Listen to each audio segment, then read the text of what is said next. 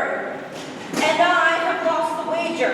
Boldness, be my friend. Arm me audacity head to foot. He is one of the noblest note, to whose kindness I am most infinitely tied. Reflect upon him accordingly, as you value your trust. Be honest. So far I really like it. But even from the very middle of my heart is warmed by the rest, it's thankfully. You are as welcome, worthy sir. Thanks, loveliest lady. What? Are men mad?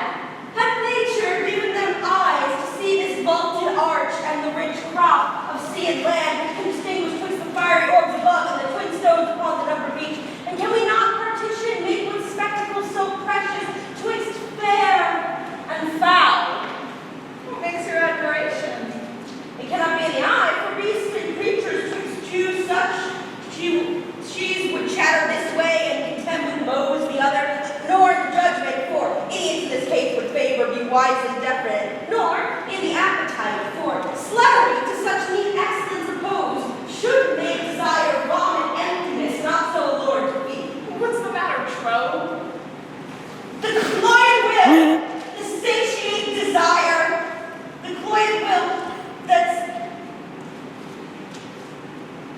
that satiate and unsatisfied desire, that tub both filled and running, revenging first the lamb, longs after for the garbage.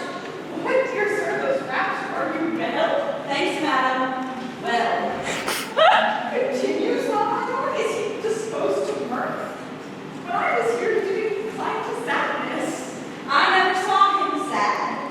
There is a Frenchman, his companion, one an eminent monsieur that, it seems, much loves a galleon girl at home. He furnishes the thick sighs for him, whilst the jolly bird, your lord, I mean, laughs from free lungs, cries, oh, could my sides hold to think that man who knows what woman is, yea, will 3 hours languish under one's yoke? Will my lord say so? Aye, madam, but his eyes in flood with laughter. It is recreation to be by to hear him mock the Frenchman, but heaven knows some men are much to blame. Not he, I hope.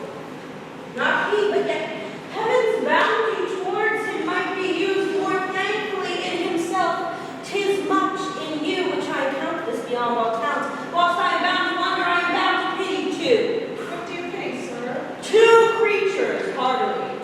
My won't, sir. You look on me, what crack you discern in me deserves your pity. Lamentable! What? To hide from me the radiant sun solace in the dungeon by snuff? I pray you, sir, deliver with more openness your answer to my demands. Why do you pity me? That others do, I was about to say, enjoy your.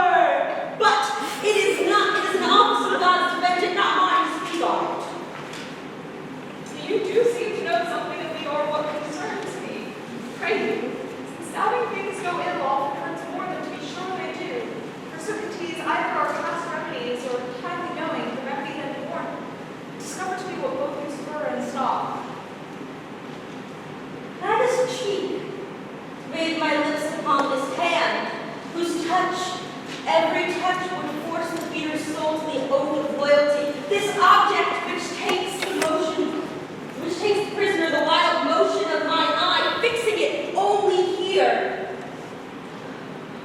Should I join right with hands made hard, hourly falsehood, as with labor, then, by keeping in the eye, base and illustrious as the smoky light, that's fed with singing tallow, it were fit that all the flames of hell should at once encounter such revolt. My lord, I fear has forgot Bryn. And himself, not I, inclined to this intelligence pronounce the beggary of his change, but 'tis your graces that from my used conscience to my tongue charms this report out. Let me hear no more.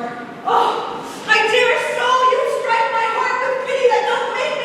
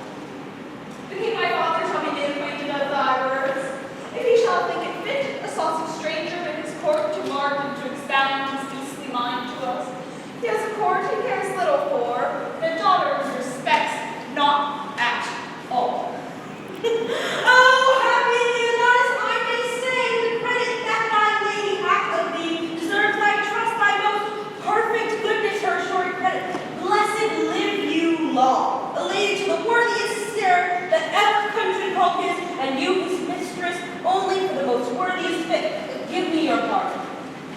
I have spoke this to know if your affiance were deeply rooted, and shall make your lord that which he is, new war, and he is one, the truest man of such a holy witch that he enchants societies into him. Half all men's hearts are his. You make amends. Be not angry, most mighty princess, that I have ventured to try your taking of a false report, which hath honored with your confirmation your great judgment in the election of a sir so rare. The gods made you unlike all others chapless. Right, your pardon. All's well, sir. Take my power to court for yours. My humble thanks. I must abroad tomorrow, therefore I shall beseech you, if you please to greet your lord before I can do it tonight, I have outstood my time. I will write. If she be up, I'll speak with her. If not, let her lie still and dream. By your leave, though. I know her people are about her. What if I do off one of their hands? 'Tis gold which buys mittens. Off, yeah. And makes Diana's rangers false themselves. Yield a point of dear to the stand on the steamer, and 'tis gold which makes the true man killed and saves the thief. Nay, sometimes hangs both thief and true man. What can it not do and not do? Who's there that knocks? A gentleman. No more? Yes, and a gentleman's son. That's more than some whose tailors are as dear as yours can just boast of what your lordship's pleasure. Your lady's person, is she ready? I, to keep her chamber. There is gold for you. Some of your good reports. How my good name or to report me what shall I think is good? The princess. Good morrow, dear sister. Your sweet hands. Tomorrow, sir. I have too much pains for purchasing but trouble. Thanks I give is telling you that I am poor of thanks and scarcely. Still, I swear, I love you. If you were but said so, you are as deep with me. If you swear still, your recompense is still, but I regard it not. That's no answer. That you shall not say I yield being silent, I would not speak. Pray you spare me. Faith, I shall withhold equal discourtesy to your best kindness. One of your great knowing should learn, being taught, forbearance. To leave you in your madness for my sin, I will not. Fools are not mad folk. Do you call me fool? As I have, I do. If you'll be patient, I'll warn you that. That kills us both. I'm much sorry, sir. You would forget a lady's manners by being so verbal, and learn down for all that I, which know my heart, do here pronounce. I will very true of it. But I care not for you, and so near the light of charity to accuse myself, I hate you. I have outer you fellows make my votes. You sin against obedience, which you owe your father.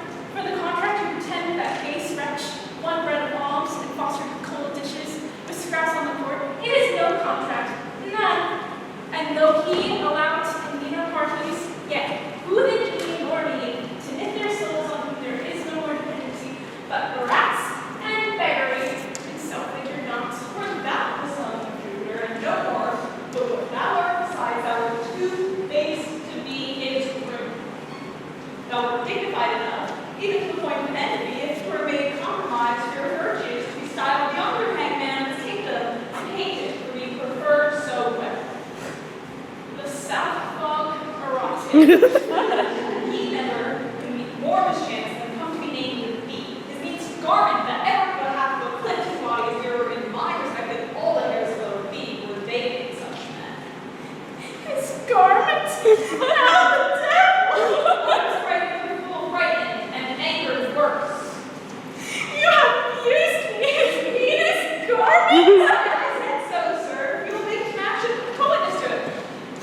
I will inform your father. And your mother, too. She's like a baby, and will conceive well, I hope. But the worst of me. So